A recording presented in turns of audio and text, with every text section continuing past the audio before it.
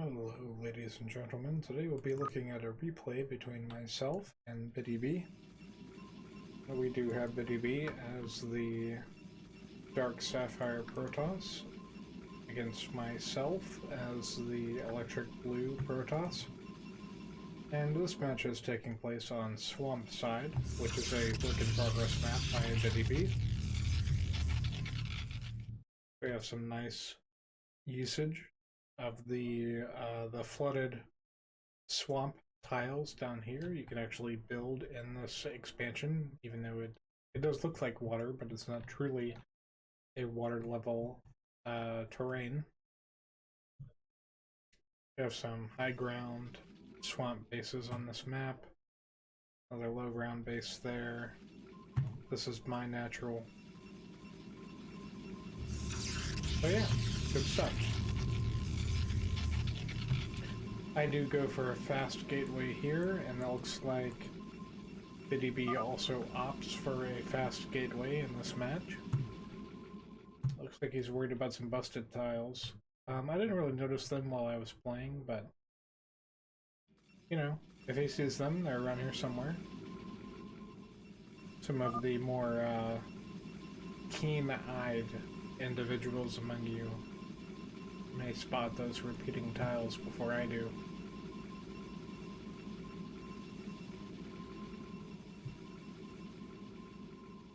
Kind of scout my base a little bit here. My gateway comes online, I go for a fast track at him.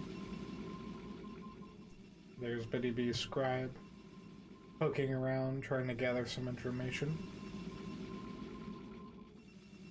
And my scribe arrives at Btyb's base right around now.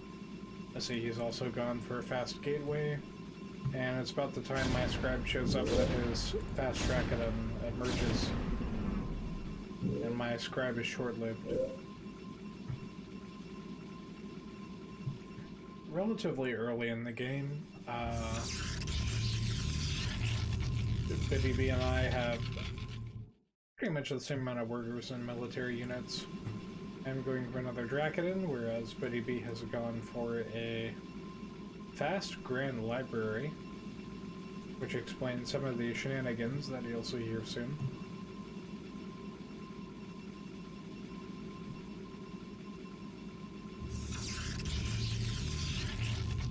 I opt for a lattice here,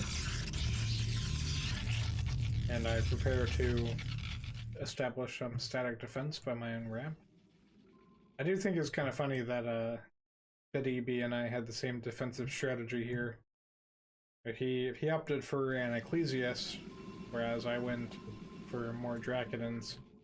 But we both took the center of the ramp, anticipating some kind of early rush. Btyb is doing a good job of keeping his minerals low in this match. I am floating a little bit, but as around this time I was reading the command card and considering my options for teching up, as I do have a lot of gas to spend. Here I finally notice Btyb's scribe, and then accidentally attack my own Dracodon, trying to micro.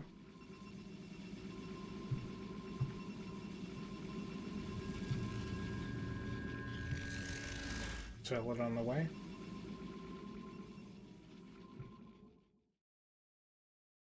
We do see Btyb rolling out here with two Dracodons, an Ecclesiast and an Amaranth. He's definitely looking to benefit from the really good sustain that Amaranths have. But part of the problem you'll see here in this combat that will take place is that when Amaranths get focused down, they are, that's their vulnerability, right? Is like, they're really good at 1v1s, 1v2s, 1v3s, but once there's a significant number of units putting high DPS on them, their shield still just can't sustain. And that is going to cost Btyb an engagement when he goes in here shortly. Meanwhile, I have some Zealots, some Dracodons. I opted for a Golem. because, you know, they're pretty tanky. They have decent damage. I'm actually surprised to see that they don't have any armor pen. I actually thought they did have some armor pen, considering they cost 200 minerals. They're not as fast as the Zealot, and they're also twice as expensive as the Zealot. Kind of shocking to...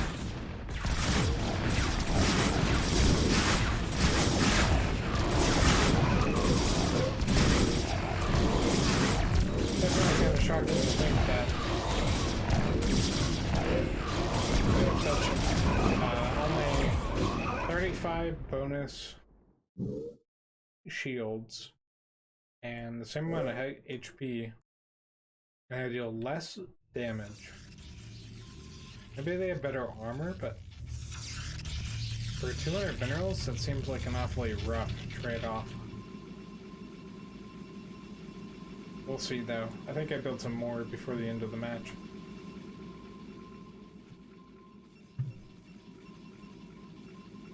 You see, Btyb88 has an expansion now. There's a gateway. He is sticking to his guns. He's got an Atreus coming out of the Grand Library. He's got Dracodons coming out of his gateway. He only has one gateway, though, which is definitely gonna hinder his unit production. He's, oh, well, never mind. I was gonna say he's giving the lead in workers, but I'm 2 workers ahead of him at this point. Although I have not yet established my expansion. Some units that were idling here get swooped up fairly quickly.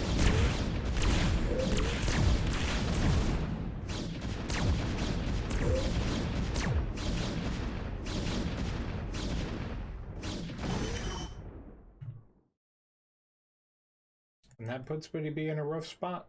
He has to retreat with his Atreus. Realistically, at this time, he had no defenders at home. There's a few units that are just about done building. Grabs an extra redundancy pylon in his base. Although this is really only good for his warden and his gateway. Got a rogue gallery being thrown down.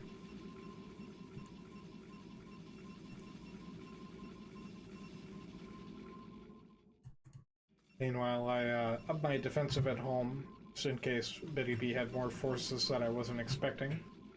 I'm starting to fill out my expansion with workers. I have another gateway and another lattice going down.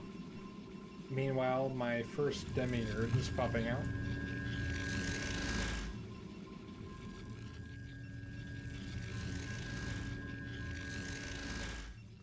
Great tier 3 Protoss unit, by the way. 5 armor, 5 plasma shields armor, does 20 damage, has 5 armor pen. This thing is really, it packs a punch, it has a low attack cooldown, and it's going to be dealing some damage to pretty much anything in the current game state. Meanwhile, the Dracodon has 15 damage, which is great. I was going to be doing at least 10 damage to anything that has that 5 armor. It has a slightly slower attack cooldown. You need a lot of them to get the same kind of output. And that's not to mention that the Demiurge has a mind control passive. But the first hit, it starts a 10-second cooldown to possess a unit or structure. And with every subsequent attack, it reduces the cooldown by 1 second. It's pretty strong. I'm not sure if it actually stacks when there's more than one Demiurge present in a conflict. But we'll see if that's the case. Meanwhile, Btyb88 has some Dracodons. Atreus is going forward. An embassy in the main. Got a Dracodon coming out of the gateway, a Cabalist coming out of the rogue gallery. And trying to get those workers up. Because I have a 2-worker lead on me at this time in the match. But I do have some more, just a handful more military units than he does, thanks to the simulacrums coming out of my double lattice. I've invested very heavily into gas at this point. I have, obviously the synthetic sim ad by itself is a pretty hefty investment.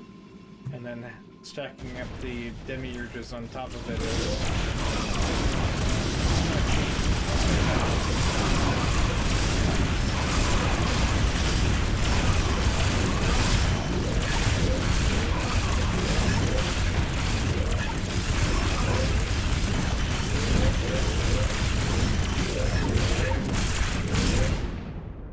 With my demiurges on the back line and a fairly significant number of sims on the front line, Btyb88's army is not long for this world.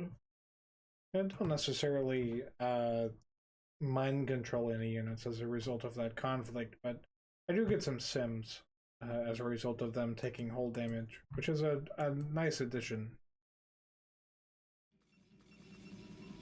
Btyb88 does just have a handful of units available here.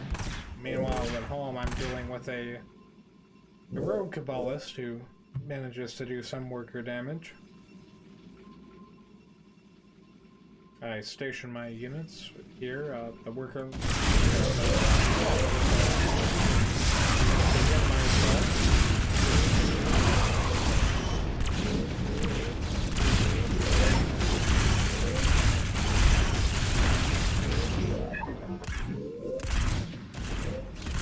With the sims in front, Btyb88's units do fall very quickly. He is floating quite a bit of money. Maybe if his Qs had been active all this time, he might have been able to hold off this attack. It is on for an engram, but the question is if it will finish in time. I take control of the Nexus here, and also the Rogue Gallery, thanks to the Demiurges. A couple of Amaranths, a Zealot, 2 engrams, a Dracodon that separates from the pack, falls rather quickly. And at this time I do take a moment to retreat. I push forward a little bit into Btyb88's base.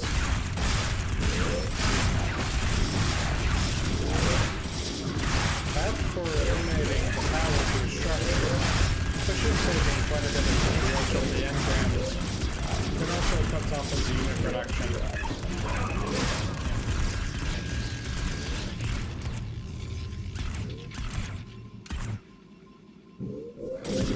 Btyb88 manages to distract me in this moment with his amaranths.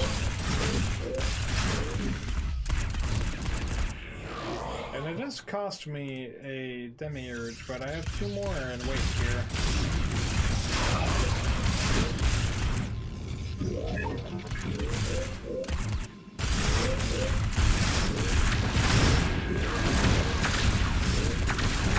And with that, the engrams are back online.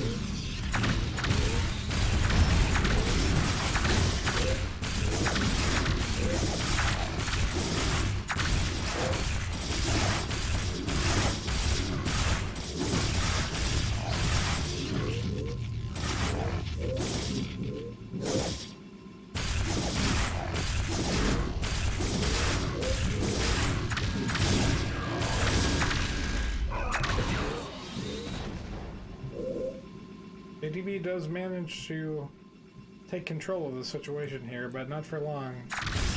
They have claimed his natural expansion. It's just a matter of time before I bring it online. And this demiurge slowly takes control of the Grand Library.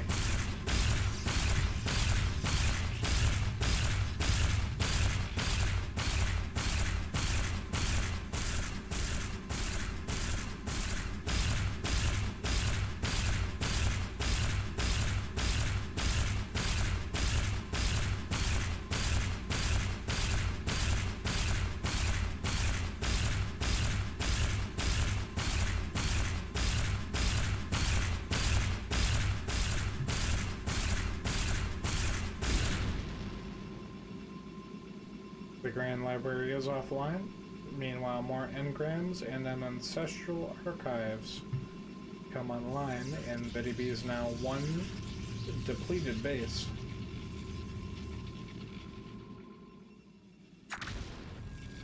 I bring Btyb's natural online and begin harvesting from it. And I do take this opportunity to begin taking expansions around the map. Btyb is impressed.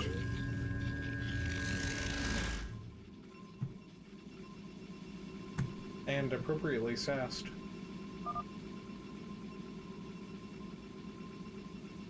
Meanwhile, an Archon comes online. Unfortunately, not visible to us in observer mode.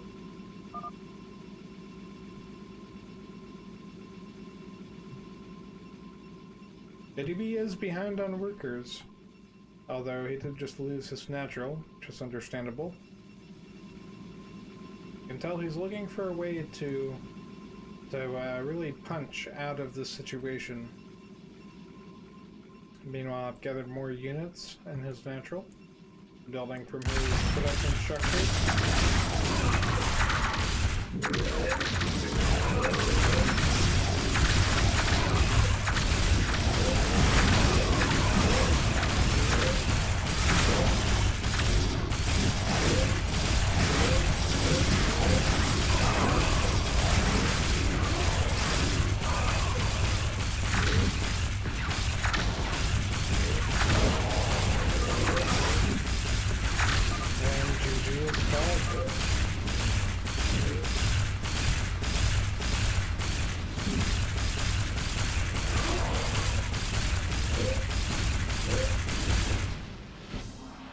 Ben was unfortunately unable to handle the pressure of the demiurges. He couldn't reclaim his natural, and that led to the end of the match. So thanks for sticking around. Thanks for watching this match. And I hope to see your game submitted for the casual or ranked ladder for Cosmonarchy Brood War. Until next time.